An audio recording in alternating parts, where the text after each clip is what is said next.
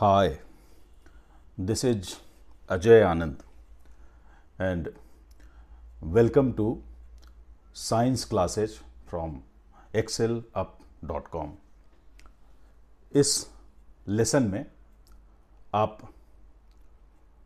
Natural resources के बारे में पढ़ेंगे और इस वीडियो में आप हवा के बारे में पढ़ेंगे। इनफैक्ट ये जो चैप्टर है क्लास 9th साइंस का, ये लंबा चैप्टर है, तो इसलिए मैंने इसको कई पार्ट में डिवाइड कर दिया है। तो हवा जो है एक इम्पॉर्टेंट नेचुरल रिसोर्स है और इस वीडियो में आप लाइफ के लिए एयर का क्या इम्पोर्टेंस है उसके बारे में पढ़ेंगे और एटमॉस्फेयर का क्लाइमेट कंट्रोल में क्या रोल है उसके बारे में पढ़ेंगे। फिर एयर मूवमेंट यानी विंड के बारे में पढ़ेंगे, रेन के बारे में पढ़ेंगे और एयर पोल्यूशन के बारे में जानेंगे। एयर एंड लाइफ, हवा क्या है?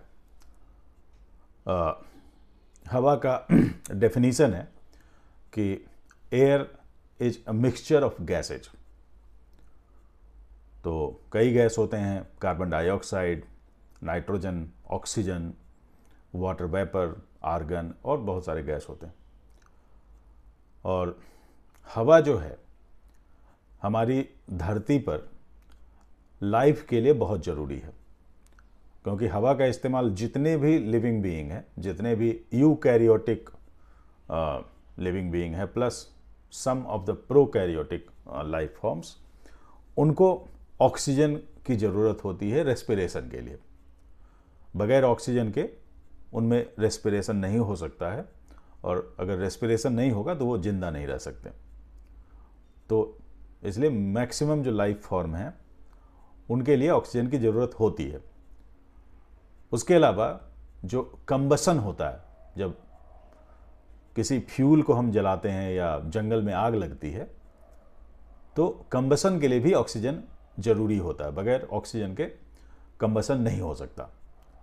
और रेस्पिरेशन और कंबसन के बाद क्या होता है कि कार्बन डाइऑक्साइड गैस बनती है। तो यहाँ पर हवा की ज़रूरत पड़ी लाइफ फॉर्म को चलाने के लिए, उनके रेस्पिरेशन के लिए और कंबसन के लिए। अब जो कार्बन डाइऑक्साइड बनती है तो क्या होता है कि कार्बन डाइऑक्साइड का फिक्सेशन होता है। मतलब ज़्यादा कार्बन डाइऑक्साइड अगर बन जाएगी, सिर्फ कार्बन डाइऑक्साइड हो जाएगी, तो फिर हमारी धरती रहने लायक नहीं रहेगी। तो कोई तरीका होना चाहिए जिससे कि कार्बन डाइऑक्साइड को फिर से बदला जा सके किसी ऐसे फॉर्म में ताकि ये हानिकारक ना रहे। तो कार्बन फिक्सेशन का काम दो तरीके से होता है। एक तो ग्रीन प्लांट्स करते हैं, जब वो फोटोसिंथेसिस करते हैं तो वो क्या करते हैं, कार्बन डाइऑक्साइड को यूज करते हैं जिससे वो अपना खाना बनाते हैं, कार्बोहाइड्रेट बनाते हैं। और कई मरीन एनिमल्स जो होते हैं वो जो समंदर में कार्बोनेट्स होता है घुले हुए कार्बोनेट सॉल्ट, उनका इस्तेमाल करके अपना शेल बनाते हैं। जैसे घोंगा हुआ या सीप होती है या शंख होते हैं, इनके शेल बनते हैं कार्बोनेट से। तो इन दो तरीकों से कार्बन डाइऑक्साइड यूटिलाइज होती है और इससे क्या होता है कि एटमॉस्फेयर में ऑक्सीजन और कार्बन डाइऑक्साइड का बैलेंस बना रहता है। ठीक है, तो इस तरह से होता क्या है कि जो लिविंग बीइंग्स हैं, जो लिविंग वर्ल्ड है, वो इस काम में मदद करता है कि धरती पर जो हवा है उसका कंपोजिशन आइडियल रहे, उसका जो परफेक्ट बैलेंस है डिफरेंट गैसेज का वो डिस्टर्ब ना हो।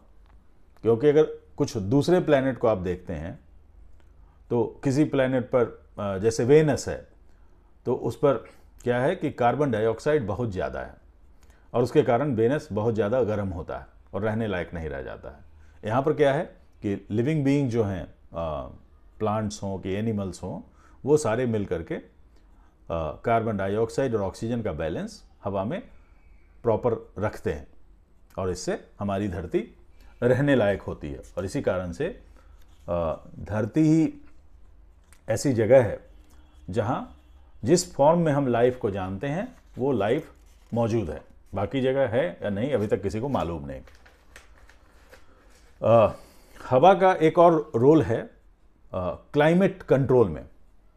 जो हमारा एटमॉस्फेयर है, जो कि एक एनवेलप की तरह है पूरी धरती के चारों ओर, वो क्लाइमेट कंट्रोल में बहुत ज़्यादा मदद करता है।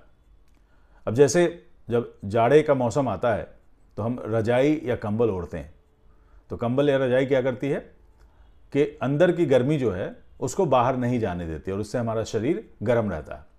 वही काम एटमॉस्फेयर करता है कि जब दिन में सूरज के टेम्परेचर से धरती गर्म होती है तो उस हीट को रात में ये एटमॉस्फेयर बाहर नहीं जाने देता है। तो इसलिए धरती का जो टेम्परेचर होता है एक नैरो रेंज में होता है, बहुत ज़्यादा कम नहीं होता है और बहुत ज़्यादा अधिक नहीं होता है। अब इसको अगर कंपेयर आप करते हैं चांद से, चांद पर एटमॉस्फेयर नहीं है, तो वहाँ क्या होता है, एटमॉस्फेयर नहीं होने के कारण जब गर्म होता है चांद तो वहाँ टेम्परेचर +110 डिग्री सेल्सियस हो जाता है, पानी के बॉइलिंग पॉइंट से भी ज़्यादा होता है। अब वही जिधर चांद में धूप नहीं निकलती है तो वहाँ पर टेम्परेचर होता है -190 डिग्री सेल्सियस। तो ऐसे में तो जीना मुश्किल हो जाएगा, असंभव हो जाएगा। तो ये बात धरती पर एटमॉस्फेयर के कारण होती है कि टेम्परेचर का रेंज जो है वो कंफर्टेबल रहता है। अब देखते हैं कि हवा का मूवमेंट कैसे होता है। जो चलती हुई हवा होती है उसको पवन कहते हैं, इंग्लिश में विंड बोलते हैं। Moving air is called wind. तो एक जो मेजर कॉज है हवा के मूवमेंट का वो है डिफरेंशियल हीटिंग ऑफ अर्थ। अब डिफरेंशियल हीटिंग का मतलब हुआ कि धरती के जो डिफरेंट पार्ट हैं वो अलग अलग लेवल में गर्म होते हैं। कुछ पार्ट ज़्यादा गर्म होते हैं, कुछ पार्ट कम गर्म होते हैं। तो जैसे इक्वेटर के आसपास वाला जो एरिया होता है वहाँ पर सूरज की किरणें सीधी पड़ती हैं ज़्यादातर समय दिन के, दिन भी लंबा होता है, तो इक्वेटर वाला पोर्शन सबसे ज़्यादा गर्म होता है। तो जब ये पोर्शन गर्म होता है तो हवा वहाँ पर की गर्म होने के कारण ऊपर की ओर उठती है, वार्म एयर ऊपर जाती है। ठीक है, अब जब ये हवा ऊपर उठेगी तो जहाँ से हवा उठ रही है, खाली जहाँ जगह बन रही है, वहाँ पर कम प्रेशर का जोन बन जाता है। कम हवा होने से प्रेशर कम हो जाता है। अब इस कम प्रेशर के जोन को या खाली जगह को भरने के लिए आसपास से ठंडी हवाएं यहाँ पर आती हैं। तो इस तरह से ये साइकिल चलता रहता है। गर्म हवा ऊपर उठती है, ठंडी हवा नीचे आती है, फिर लो प्रेशर के जोन को भरने के लिए ठंडी हवा वहाँ पर आती है और इस तरह से विंड मूवमेंट्स क्रिएट होते हैं और इसी तरह से पूरी धरती पर हवा चलती है। जैसे इक्वेटर के पास वाले क्षेत्र में जो नॉर्दर्न लैटिट्यूड्स हैं और दक्षिणी लैटिट्यूड्स हैं, उनसे हवा इक्वेटर की तरफ बहती है। ठीक है, और ये रिपीट होता है और हवा पूरी धरती पर चलती है, जिससे कि कई वेदर फेनोमेनन बनते हैं। आंधी आती है, तूफान आता है, मॉनसून का मौसम आता है, इन सब कारणों से। ये सब आप आगे अगले क्लास में पढ़ेंगे, खासकर से जियोग्राफी वाले चैप्टर में आप पढ़ेंगे। तो this is all about air as a natural resource. Thank you.